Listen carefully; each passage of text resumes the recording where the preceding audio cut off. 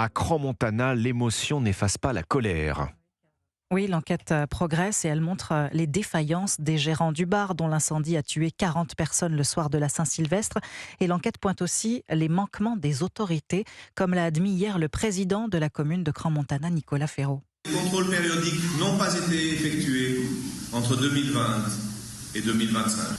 Nous le regrettons amèrement. Des regrets amers pour les éviter et pour prévenir ce genre de drame. Le préfet de police de Paris a réclamé de son côté le renforcement des contrôles dans tous les établissements de nuit de la capitale.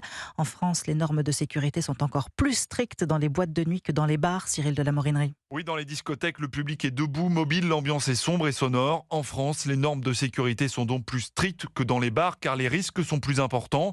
Le nombre de sorties de secours est plus élevé, la signalisation est renforcée, le plafond ainsi que les meubles doivent être ignifugés et une procédure de sécurité est engagée en cas d'incendie, explique à Europe 1 Christian Jouny, délégué général du syndicat national des discothèques et lieux de loisirs. Une coupure de la sono, donc plus de musique. Une coupure du micro du disque jockey.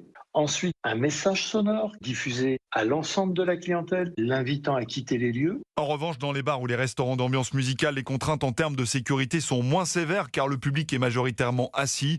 Mais certains établissements en profitent pour faire danser leurs clients, ce qui est dangereux, dénonce Christian Jouny. On voit bien la dérive de s'improviser discothèque. Les moyens de secours ne sont absolument pas les mêmes parce que la réglementation n'est pas la même. Les issues de secours ne seront pas dimensionnées de la même manière. Le syndicat national des discothèques et lieux de loisirs appelle les pouvoirs publics à examiner cette situation. Il préconise des contrôles accrus dans tous les bars et restaurants d'ambiance musicale qui ont dérivé vers un fonctionnement de discothèque sans l'avoir déclaré. Cyril de la Morinerie.